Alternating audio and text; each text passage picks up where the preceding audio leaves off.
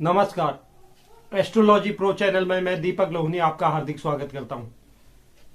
आज आपके लिए मैं एक खास प्रकार का ज्योतिष से संबंधित ज्ञान लेके आया हूं, जिसे आप आसानी से समझ सकते हैं और इसे आप खुद अपने घर में बैठकर कुंडली में देख सकते हैं। क्या आप जानना चाहते हैं क्या सरकारी जॉब के लिए आपकी कुंडली आपको सपोर्ट करती है कि नहीं करती है, या सरकारी जॉब के लिए आपके बच्चों की कुंडली क्षेत्र को सपोर्ट करती है कि नहीं करते। कौन सा ग्रह किस भाव में बैठकर सरकारी नौकरी का योग बनाता है, किस कुंडली में विवाह के उपरांत सरकारी नौकरी का योग होता है और किस कुंडली में बालिग होने के तुरंत बाद सरकारी नौकरी का योग होता है। कोई भी काम करो तो सबसे पहले मेहनत तो बहुत जरूरी होती है, उसी के बाद चाहे कुंडली हो कोई हो वह, उसके बाद आप अगर कर्म करते रहेंगे तो उसके बाद हर कोई आपको सपोर्ट करेगा और उसमें कुंडली की एक अहम भूमिका होती है।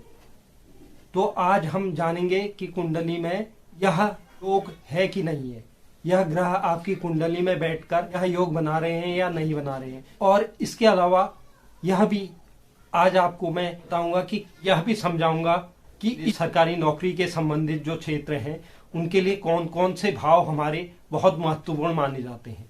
उनमें अगर कोई सही ग्रह विराजमान हो जो उसका योग बनाता हो तो आपकी कुंडली आपको हमेशा साथ देगी, यह आप मान लीजिए।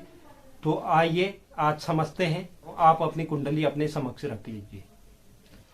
तो चलिए आपको बताता हूं कि कुंडली में सरकारी नौकरी का योग कैसे बनता है। यह एक कुंडली चक्र है। कुंडली चक्र के 12 भाव, 12 भावों में से 4 केंद्र भाव, पहला भाव, चौथा भाव, 7वां भाव और 10वां भाव यह केंद्र भाव कहलाते हैं। अब सरकारी नौकरी के लिए हमें यही देखना है कि हमारे केंद्र भाव में कौन सा ग्रह बैठा है, इस चीज़ के बारे में हमें आज जानना है।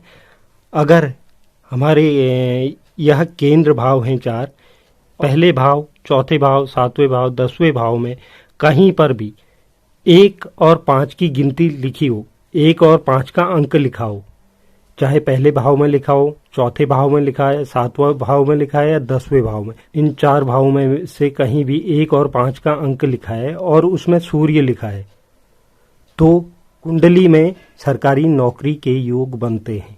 और अगर 1 और 5 का अंक लिखा हो और सूर्य 10वें भाव पर, तो सूर्य को दिशा का बल भी मिल जाता है। और इसके अलावा वह स्वराशि में स्थित होंगे और अपने दिशा में, अपने घर में आकर अगर सूर्य भगवान बैठ जाएं तो ऐसे में सरकारी नौकरी के योग और भी प्रबल हो जाते हैं।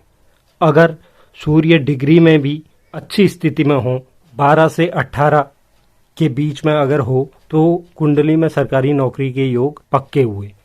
अब बात करते हैं सूर्य के अलावा अगर देवगुरु बृहस्पति वह कुंडली के प्रथम, चौथे, 7वें और 10वें भाव में कहीं पर भी देवगुरु बृहस्पति विराजमान रहते हैं तो ऐसी कुंडली में भी सरकारी नौकरी के योग होते हैं। 1, 8 और 10 के अंक में अगर मंगल लिखे हुए हैं तो ऐसे व्यक्ति की भी सरकारी नौकरी के योग बनते हैं। और मंगल से संबंधित नौकरियां, फौज, पुलिस, पैरामिलिट्री फोर्स, इन क्षेत्रों में वह ज़्यादा सक्सेस रहेगा।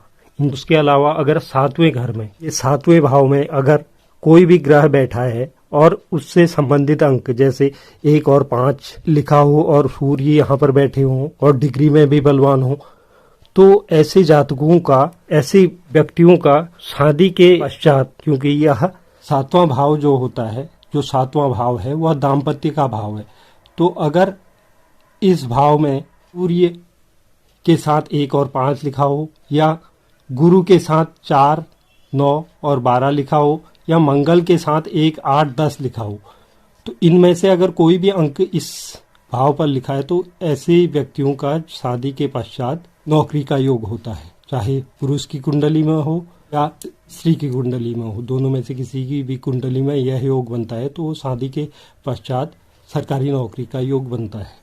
और 10वें भाव में मंगल और सूर्य बैठे हों तो भी सरकारी नौकरी का योग बनता है, और सूर्य या गुरु बैठे हों तब भी सरकारी नौकरी का योग बनता है।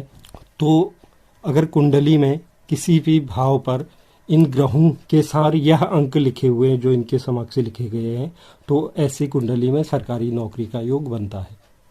तो इसे आप आसानी से समझ गए होंगे। इसके अलावा ये मैंने आपको बताया 7वें अगर भाव पर यह योग बनता है, यह प्रबल योग बनता है, तो उसमें शादी के पश्चात ही नौकरी का योग होता है। उसके अलावा अगर पहले भाव में किसी व्यक्ति के सूर्य लिखे हों, चंद्र लिखे हों, मंगल लिखे हों और उनसे संबंधित अंक लिखे हों, जो मैंने यहाँ पर लिखे हैं उनके समक्ष जो अंक लिखे वह अंक के साथ यह ग्रह विराजमान है, तो ऐसे जातक की 18 साल के बाद नौकरी के योग बन जाते हैं। और इसके अलावा अगर 10वें भाव में मंगल और सूर्य बैठे हैं तब भी सरकारी नौकरी का योग बनता है।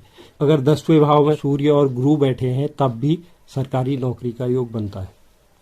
तो यह मैंने आपको आज आसानी से समझाने का प्रयास किया, तो आप समझ गए होंगे आप कि किस तरह से हमें यह देखना है।